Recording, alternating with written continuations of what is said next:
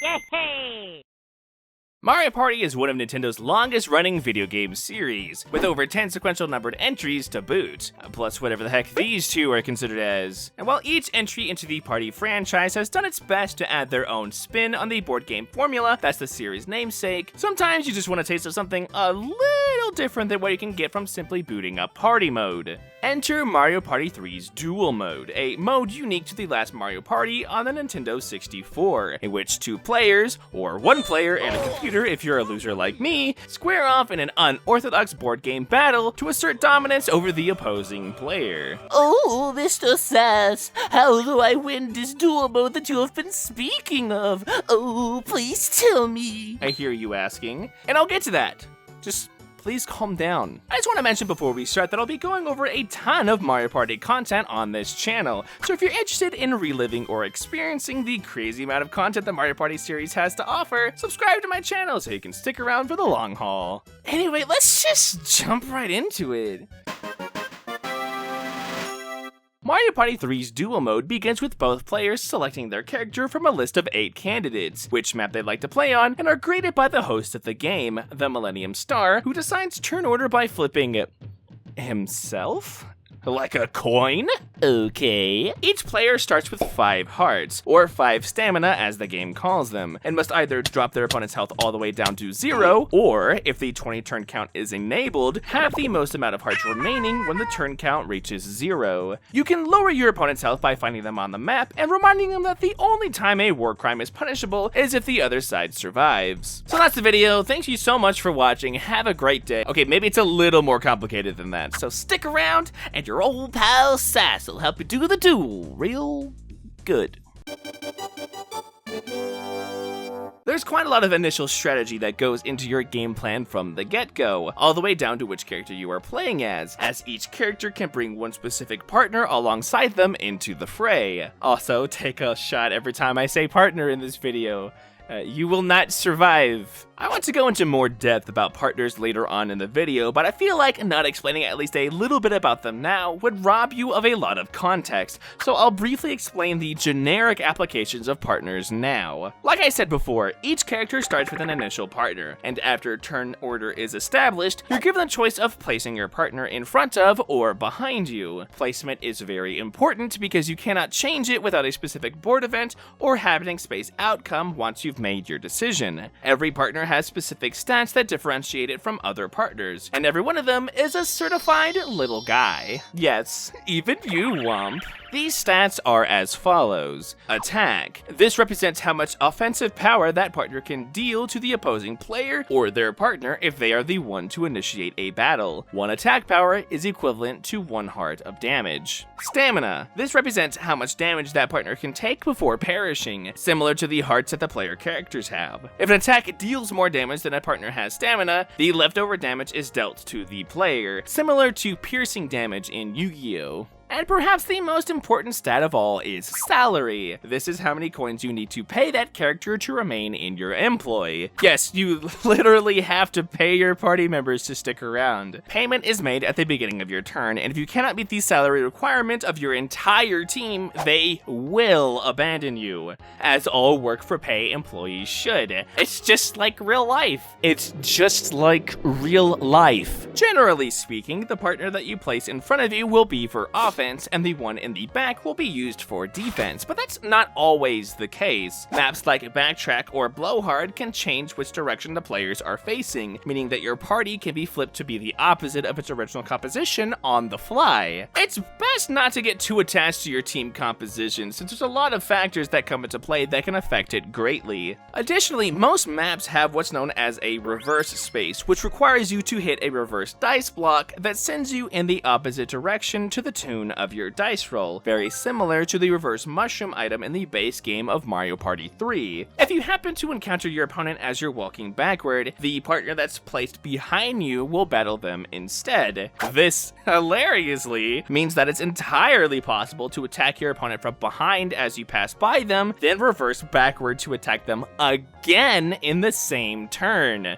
We here at Sassy Incorporated call that the double drive-by, and it is absolutely devastating to an unlucky opponent. It should be noted that if you encounter your opponent on the board without a partner in the appropriate spot of your party, then no battle will take place at all. Which is a shame because I really want to see Peach kick Wario in the nuts as she walks by. We've got to have money. Like in the standard party mode, both players start with 10 coins to pay their partners. The first turn that you get a partner is always free. Consider it a trial run of sorts, or an internship. That doesn't exactly mean keeping a healthy supply of income for your partner will be easy for you, given the myriad of ways the game has to drain your bank account into the negatives. First and foremost, blue spaces do not exist, meaning that you cannot simply land on one to gain 3 coins in order to keep your head above water. In their place are basic spaces, which function a bit differently than you'd expect. Once a player lands on a basic space, that space then becomes owned by your character, as noted by a graphic of their face replacing the space's dull icon. If the space's owner lands on it again, they gain an amount of coins depending on the amount of turns that have passed to add to their coin count. If their opponent lands on it, they instead have to pay coins to the space's owner at the same rate. This ends up making longer games a battle of trying to maintain coins and not lose your partners to repeated coin losses. You can literally lose an entire minigame's worth of coins just for landing on an opponent's basic space in the final stretch of the game, so be careful to avoid these if at all possible. You can always gain coins by landing on a minigame space, which prompts both players to play a dual minigame chosen at random.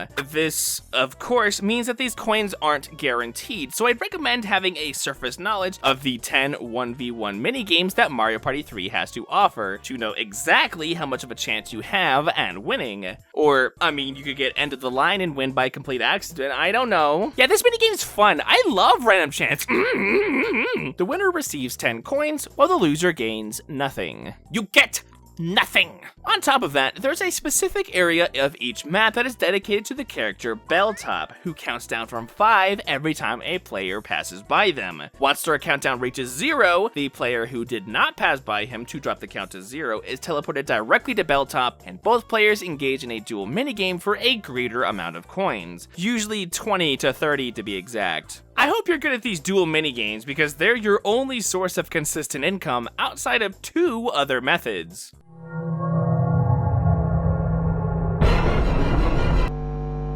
The first and worst method is landing on a Game Guy space, which has the titular Game Guy float down and I mean, there's no easy way to say this. Game Guy mugs you and takes all of your coins to strong-arm you into betting them all in a gambling minigame. There's 4 of these Game Guy minigames: TM, Magic Boxes, Roulette, Sweet Surprise, and Lucky 7. Since there's so few of them, I'll go into a small amount of detail on each one to really put into context how outrageously boned you can be going in. Magic Boxes is literally a 50-50. Pick a box and pray you're correct. If that box opens and it's Toad, you're golden. If it's Baby Bowser, kiss your entire bank account goodbye. This minigame is unique in that if you succeed, you can take your doubled coins and run, or try up to another 2 times to continue doubling your earnings. Don't do that. Roulette is by far the most unlikely to result in a win, since you must place your bet on one of these 6 colored slices. Each slice has different payouts if the token that Game Guy spins around the board lands on it, but obviously different sizes. There's no way to know where it will land, so the safest option would always be Koopa, but that still leaves you at about 30 to 70 odds of winning, which is pretty slim if you think about it. Although, wouldn't it be absolutely crazy to multiply all of your coins by 64?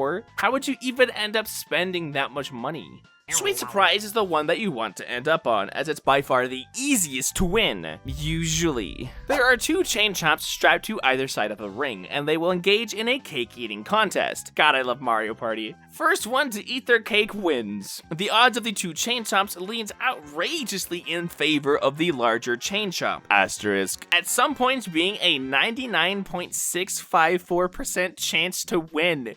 Who designed this thing? It's absolutely baffling to consider that there's probably more than one soul in existence that's lost those odds. It's a little hard to explain, but to lay it out in a concise way, the more extreme the smaller Chain Chomp's coin modifier, the monstrously lower the odds for them to win are. Oddly enough though, if the smaller Chain Chomp's coin modifier is times 4, it ends up being a 50-50 shot at winning or losing. Squares pick the big Chain Chomp every time, while Chads go all in on the little dude. Decide for yourself who you wanna be.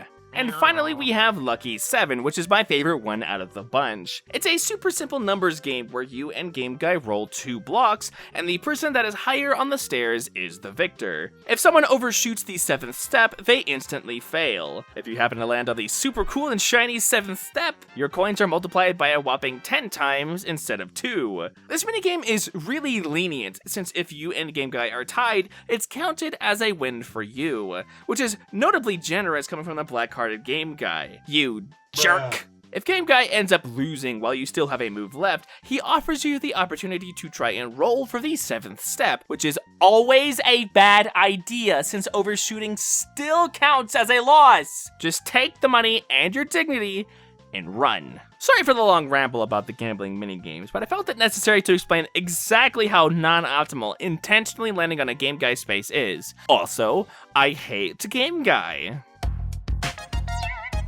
The second method to gain consistent coins is one that you'll be utilizing far more often, and that is returning to your corner of the map. When turn order is established, you are also assigned a particular color that is considered your corner of the map. Blue is on the left side and moves first every turn, while red is on the right side and moves second. There are no end of turn minigames, so making a beeline for your corner of the map when you're running low on cash can be a good strategy to keep up your defenses. While you're making a pit stop at your corner, the Millennium Star will give you 10 coins as a reward for looping the map. At the same time, they'll also allow you to gain an additional partner, albeit at random. You also have to make the choice as to whether you want it behind or in front of you before seeing it if you already have a partner on you, which I think is a little unfair and would definitely remove that restriction if this mode ever got put into a newer Mario Party. Making good use of the random partner you receive will absolutely set the rhythm of the early game for you and your opponent. Things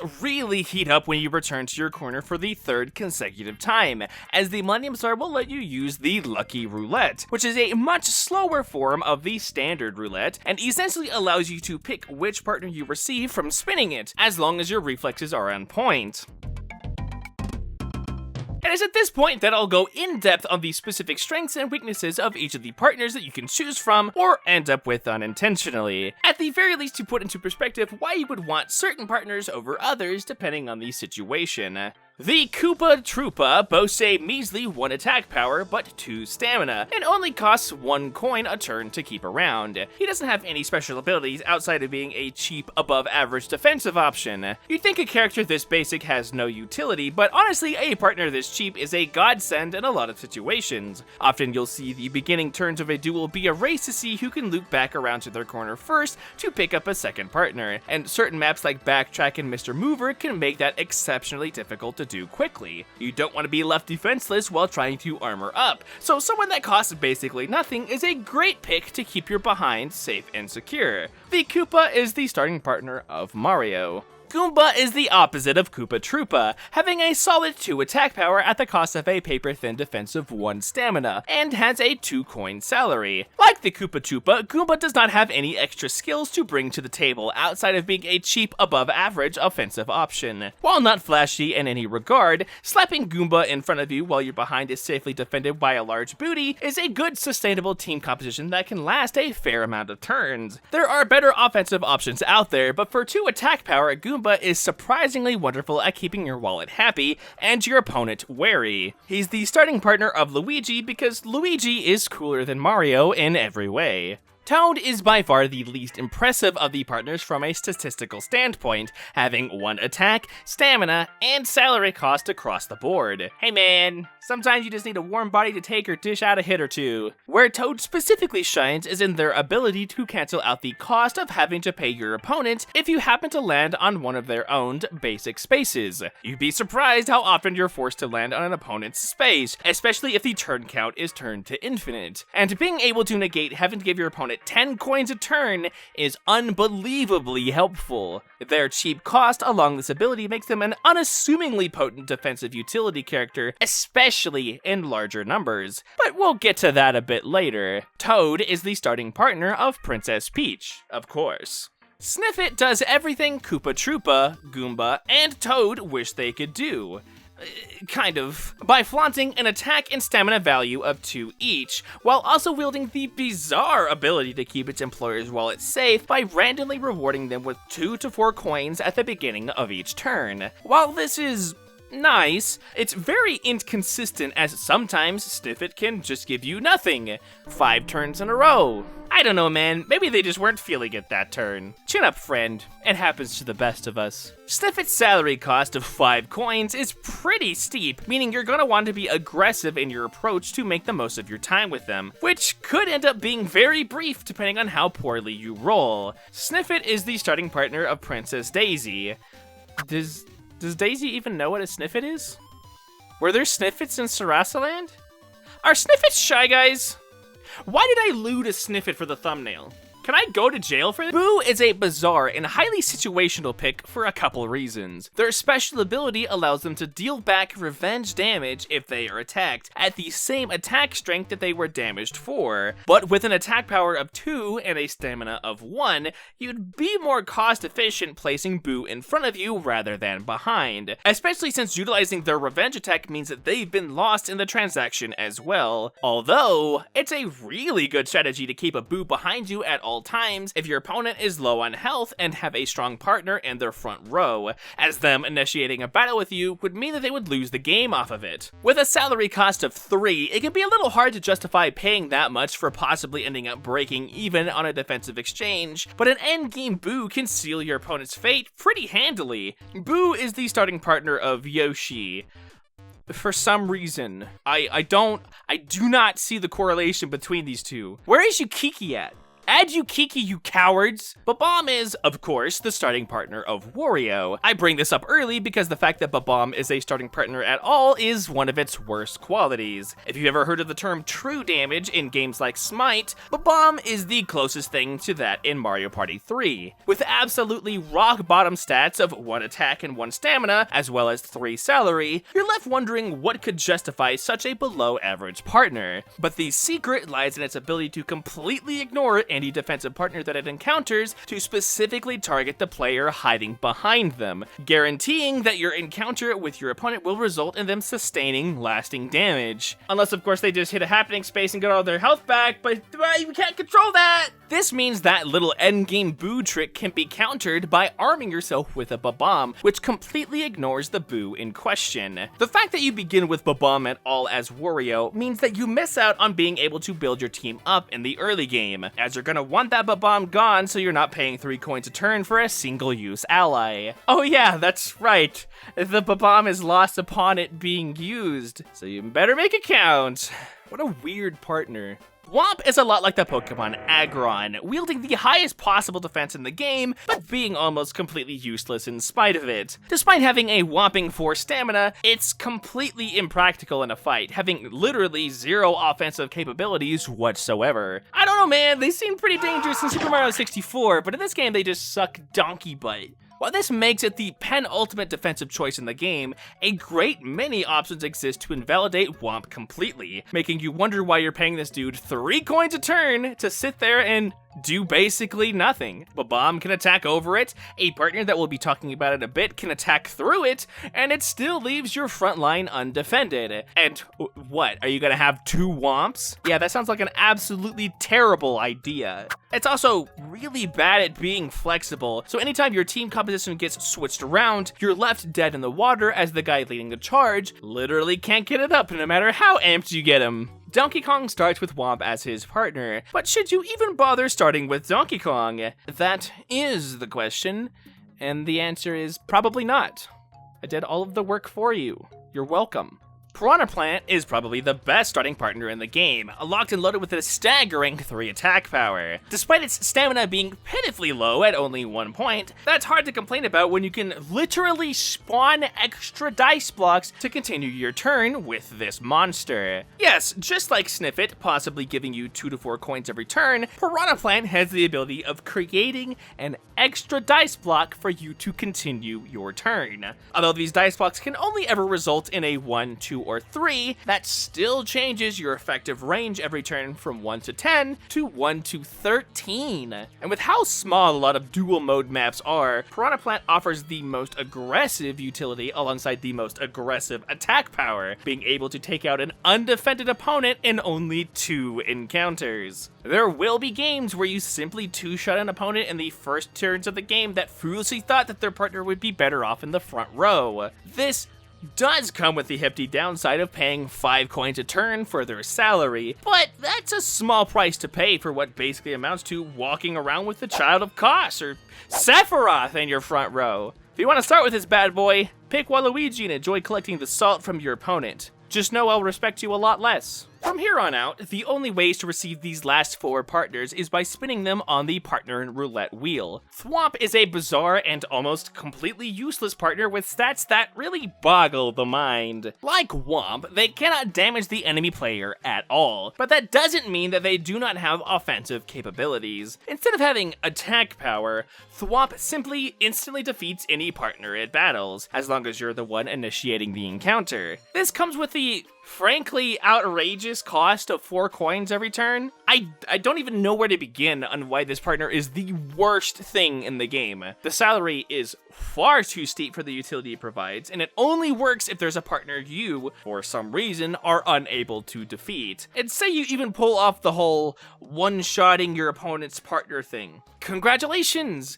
You're still stuck with a partner that cannot actually damage your opponent, meaning you still need to return to your corner and swap him out with a partner that can do something more substantial. And guess what? By that time, your opponent will have replaced that partner you took care of already, making the whole encounter borderline pointless. The only outrageously niche situation I could see this being useful is if your opponent has a boo in their back slot and attacking it with any of your partners would result in you losing the game. The Womp is better suited in your back slot where they may accidentally be useful if you happen to reverse into your opponent's front row to take it out. Although even that isn't all that useful since a Piranha Plant does that function far better and could actually damage your opponent by piercing through their partner's defenses. Outside of that, there are plenty of other partners that can do what Thwomp wishes it could do far better than it ever could. I don't know if you could tell, but I really hate this guy. Who made him? You suck! On a much more positive note, Mr. Blizzard offers a more respectable bevy of utility. 1 attack power alongside 3 stamina makes him a beefy boy, but no matter where you place him, he's sure to hit a few home runs. Mr. Blizzard's special ability is that he always attacks the furthest target away from him, meaning that if the opponent only has a partner placed behind them, then they will be struck by Mr. Blizzard's attack. The range on his attack could be considered a pseudo-Babam effect, depending on how you approach and what your opponent's current party composition is. And the best part is, it doesn't consume your partner in the process. Somehow, this only ends up costing you 2 coins a turn, meaning that aiming to get and maintain 2 Mr. Blizzards is a very dangerous, yet cheap team composition. I just don't like his face. Like, why do they look like that? I mean, I'm sure he's an ice guy, but there's just no way I'd be alone with him. Baby Bowser boasts some rather unassuming stats, similar to Babam, with 1 attack, 1 stamina, and a salary of 3 coins. Although unlike the true aim of Babam, Baby Bowser is more like a toddler with a nuclear warhead. When you attack someone with Baby Bowser, there's a 40% chance that he will transform into King Koopa himself and deal triple the damage. If the transformation is a failure, it's considered a miss and no combat takes place. Now, while 1 times 3 equals 3, Baby Bowser is absolutely not a less optimal Piranha Plant. Where Baby Bowser gains their specific utility niche is in two separate mechanics that I've yet to discuss, but will do so now. The first is having partners in multiples. Whether by chance or intentionally doubling down on a partner type through the Lucky Roulette, the Millennium Star will actually acknowledge your Dastardly duo by upping their attack power by 1. This can turn any partner that's balanced by their low attack power into a looming threat that you or your opponent weren't expecting. Except Whomper Thwomp. They both just get 1 less salary cost. Man, these guys suck. Oh my god. The second mechanic is the power-up space. If you happen to land on this space with at least 1 partner to your name, the Millennium Star will come down and double every one of their stats. This includes their salary, so landing on this space can really screw you over by making you pay double the coins next turn when you weren't expecting it. It's also really funny to see the graphic go into double digits like you're late on your rent payment or something. It does absolutely double your offensive and defensive capabilities, making basically any partner a sudden offensive or defensive powerhouse. Although for some reason, if you end up returning to your base, your partners are powered down to normal levels again. How Baby Bowser specifically wields both of these mechanics is in their own special ability. Remember that I said his attack power triples, not that it becomes 3, meaning with a power-up space attack doubling, plus a double Baby Bowser bonus, their attack goes from a 40% chance to deal 3 damage to a 40% chance to deal 12 damage. That's enough to pierce through a completely healthy Whomp and instantly one-shot the player cowering behind it with strength to spare. Double Baby Bowser bubble booty punch. Stop. Double Baby Bowser bubble booty punch.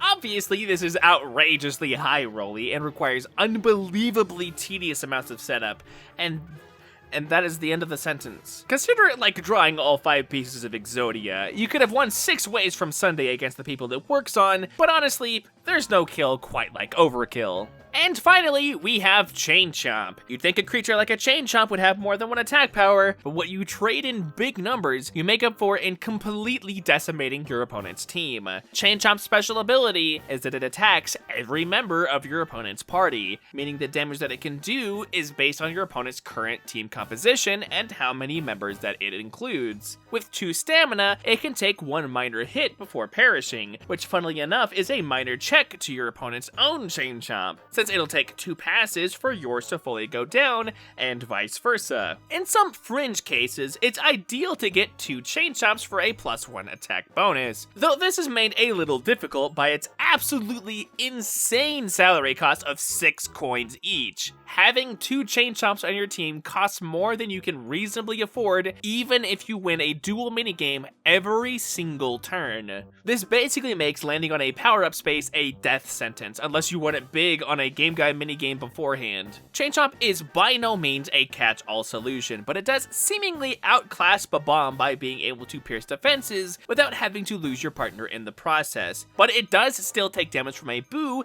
if they exist on the side that you attack from. In some regards, a lot of the high damage partners you'd want to hit alongside your opponent only have 1 stamina, like Goomba, Piranha Plant, and Baby Bowser. But sometimes just letting your opponent's steep salary payments every turn take their toll on their wallet does more than what Chain Chomp offers. Unless of course your opponent has a bottomless wallet and a dangerous party composition. Who's a good boy? Who's a good boy? You are! You're such a good boy, yes you are! One final note before moving on from the partner explanation portion of this video are non-double team combinations. Although any 2 partners equal a full party, some specific combinations actually yield some sort of synergy that compels the Millennium Star to comment on them. This provides absolutely no boost to your partners and is 100% completely pointless outside of adding in flavor text, but I don't know. I thought it was cool. And this is my video, so I could bring it up if I want. Is that okay?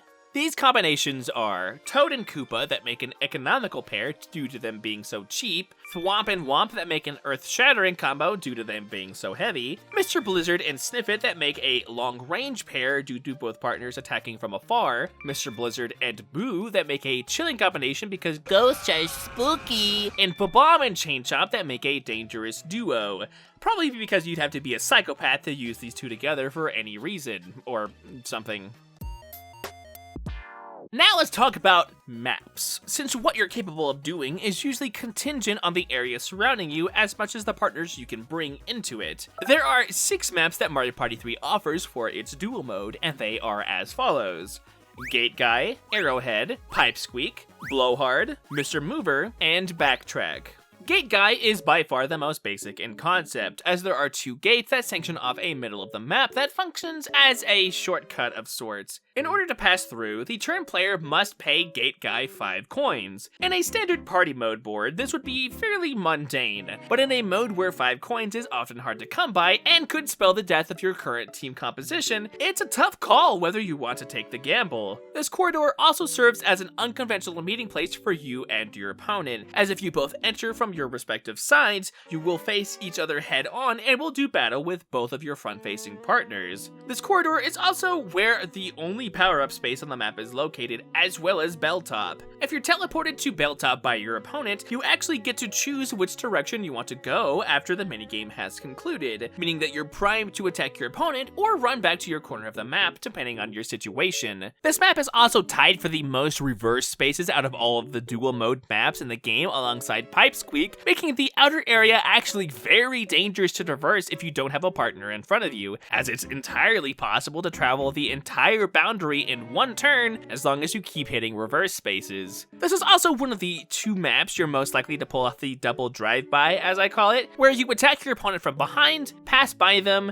and then reverse space to attack them from the front. As you can probably tell, this map really hates defensive partners, so the only reason you want to use dudes like Womp or Thwomp is if you end up rolling them on the random roulette. Gate Guy costing 5 coins also heavily punishes players that end up losing all of their coins, meaning that they cannot take the safer route and must risk being eviscerated by their more well-off opponent. This map is prone to quick, explosive plays by more aggressive partners, but rewards players for having lower salaried party members for repeated use of the middle path. Koopa and Toad are fantastic partners to have in the backslot of your party to keep your operation costs low. Also, this map partially favors the red corner in the beginning few turns of the game, as the blue corner player risks landing on either a Game Guy space or reversing backward and negating a turn's worth of spaces if they roll too high. Arrowhead sports the most preparation first, battle later layout, with a large outward ring that is mirrored for both sides, and a smaller inward ring, and a smaller inward ring for encountering your opponent and farming Belltop teleports. The reverse spaces directly in front of each corner of the map makes it a simple task to leave spawn, reverse past your corner of the map, and then travel through it again for another partner and 10 coins. This is also one of the maps that makes it possible to maintain a partner power-up, as it's entirely possible to never need to return to your corner of the map once you're prepared and have the coins to sustain your team. Since you can effectively loop the center and opponent side of the map, you technically do not need to depower by returning to your corner, and can, in some rare cases, live off of the 2 minigame spaces and Belltop rewards. This is probably the map with the highest likelihood for pulling off the Baby Bowser one-shot kill strategy I mentioned previously, but other more generic plans of attack work well here regardless. Piranha Plant is an absolute beast on this map given the very few reverse spaces and avenues of escape that can allow you to stick to your opponent. So honestly, if your opponent gets one of those, you're going to want to counter it with a Womp, Chain Chomp, or Piranha Plant of your own. Pipe Squeak is the random, unpredictable map out of the lot, as the 4 pipes, one on each corner of the map, can be used to teleport to any of the others, the selection being completely random. This means that the person who goes first can actually get a completely free and unavoidable first strike on the opponent if they happen to roll high enough and are able to teleport from the yellow pipe on the top left to the orange one on the top right. To put this into further context, the blue corner player needs only to roll a 6 or higher, or a little lower if you happen to be using the Piranha Plant and get lucky with an extra dice block, and land the 1 in 3 roll to get the correct teleport. So that's roughly a 16.5% chance that on turn 1, despite no fault on the second player besides losing the coin flip at the very beginning of the game, star flip, I don't know, man. My point is the red player takes a hit for doing absolutely nothing wrong. Pipesqueak loves high movement. I mean, who doesn't in a game like Mario Party? But especially so here, as any roll can immediately put your opponent into your attack range, or you into theirs. This is probably the only map that I would consider a defensive specialist partner to be a good decision, despite the bevy of reverse spaces present. Mr. Blizzard is probably the most ideal, given that he's got the stamina alongside at least some sort of attack power. Other than that, it's very easy to accidentally farm your own corner of the map for bonuses, or end up on the other side of the map with no defenses at all, by getting either lucky or unlucky, depending on your needs, with your pipe teleports. Literally, do not expect to hold on to the power-up space bonus at all while you're playing on Pipesqueak. Blowhard is my favorite map out of the 6 available, and it's because of the unique gimmick placed squarely in the center of the map. Stepping through this large fan will result in you and your party being blasted in the air and back down again, resulting in your partners having their positions swapped with each other. This promotes a constant touch-and-go playstyle that keeps things tense and allows you to modify your team composition on the fly. But again, very severely punishes you for having a defensive team, as any partner that has 0 attack power is nothing more than a liability if switched in front of you. Despite not having the least amount of spaces out of all the dual mode maps, that honor goes to backtrack, it certainly feels like an outrageously small map. This is because every junction allows you to go any way that you want, making it almost feel like a free roam map with Mario Party mechanics. It does still suffer from the high roll dilemma that Pipesqueak does, where if the blue corner player rolls either a 9 or a 10, they will be able to snipe the red corner player and even be able to prevent them from counterattacking, as each player is forced to proceed in a particular direction at the start of the game. Granted, this map is very beneficial to players who roll high, as anything higher than an 8 will allow you to at least pass by any space on the map. It's also very beneficial to have duplicate partners on this map, as having party members that are literally identical makes the team swap a non-issue. It's worth noting that a Belltop event will teleport the opponent directly on top of the fan, but not swap their team members upon them moving for their turn. Do with that information what you will. Mr. Mover is the most unique map of the lot, and is by far the map most likely to leave you with your longest teammate dry spell. The treadmill that you see at the bottom allows you to return to your colored map corner, but only after you venture all the way up and around either side and through the center. This treadmill changes directions every turn cycle, meaning that once you and your opponent finish your respective moves, it swaps over to the other side and vice versa. It's entirely possible to roll in such a way that you keep accidentally ending up on the wrong side of the map with absolutely 0 partners to defend you. The single reverse space directly before the conveyor could allow you to net a cheeky drive-by, or reverse backward to safety since you always reverse backward through the path that you came from. Or it could just reverse you back a million spaces when you really need to get back to your base and tell you to go f yourself. Each player has a specific area designed to farm power-up spaces and happening events, as well as to postpone heading into the center if you're not prepared or want to avoid your opponent. This is also the best place to attack your opponent if you happen to have snuck your way into their side, as a large roll could allow you to attack them multiple times in a single turn. Bellhop is likely to get used a ton in more grindy games, which can pull your opponent out of safety and into your warpath, although you'll always end up in front of them using this method. Mr. Mover promotes quick explosive plays or capitalizing on an out of position opponent by hounding them with a decked out team composition, but it's also the map that promotes grindy, difficult games of keep away and can swing either way due to a poor roll. No thank you, TBH, TBH, TBH, TBH. And finally we have Backtrack, the smallest map of them all. Despite its small size, it's not possible to roll a 10 and make it to your opponent before they have a chance to react. Doing that would actually put you in a really bad position, as you'd activate the map-specific reverse spaces, which reverse the direction that both players travel instead of prompting you to hit a reverse dice block. This makes having a partner in front of as well as behind you a must-have, as you never know when you'll have to switch directions and have one side of you unprotected or unable to do damage. This, like most map gimmicks, heavily punishes defensive partners with no attack power, since they can't function properly when their role is swapped. Most partners will do well in this map as long as they have at least one attack power. One thing to mention is that along most of the map, there is a reverse space every 3 spaces, besides the bottom, which has a 4 space gap between each reverse space. So it's really easy to know if you're going to land on one based on your roll. There's not exactly much in the way of strategy outside of selecting your partners on the Lucky Roulette, so I rarely enjoy playing on this map. It's no wonder this is the last Duel map used in Mario Party 3's story mode, as at that point you're exhausted from slogging through everything Mario Party 3 has to offer, only to end up playing a map devoid of any real substance and intrigue. Screw you, Daisy! And with that, you get a basic understanding of what you can get up to. Yes, I realize that you could probably learn everything that I just said in less time if you simply went through the tutorial that the Duel mode provides, but not everyone has a Mario Party 3 cartridge, okay? Obviously, I speak very highly of the Duel mode because I have a lot of fond memories playing through Mario Party 3's story, which has you duel characters a lot, but I'm not one to ignore the faults that exist here. Games can be outrageously swingy, and a lot of the time you or your opponent can just simply roll better than the other, leaving you feeling like there wasn't much that you could have done to prevent the outcome. I think that's a bit of the charm though, since Mario Party itself is all about making the most out of random chance. Like I've brought up many times before, defensive options are fairly lackluster and are often the worst choice that you can make, given the myriad of ways to ignore them or be caught lacking when you could have damaged your opponent instead. I assume this was done to prevent games from being excessively grindy, or maybe Hudson Soft didn't quite know how balanced they should make things and ended up tilting the scales too hard in one direction, i.e. Piranha Plant. There's also a few slightly bizarre mechanics that I think deserve a good ironing out. You know, in this 20-year-old game that is totally in the mainstream zeitgeist and has a thriving competitive scene. Eat your heart out, Melee!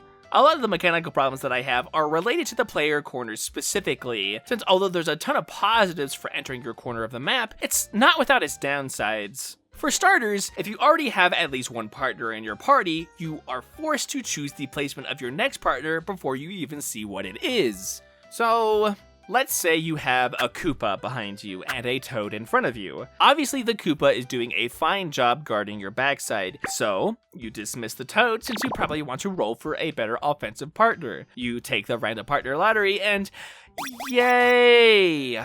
You get a Womp! Yay!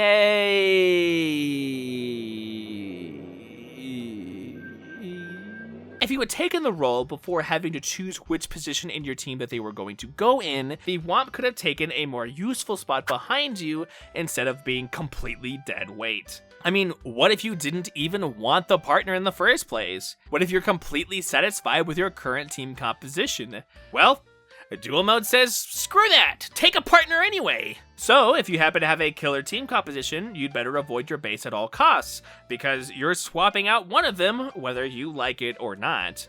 It's really unfortunate because I can understand the game design perspective that they're going for, constantly having you on your toes and never knowing what you're going to end up with to keep things fresh and exciting. But a lot of mechanics in Duel mode seem specifically designed to intentionally kneecap you at every turn. You're depowered if you happen to have landed on a power-up space beforehand, and while many a time this can save your butt from losing your team to an unpayable salary cost, what if you wanted to keep that power-up?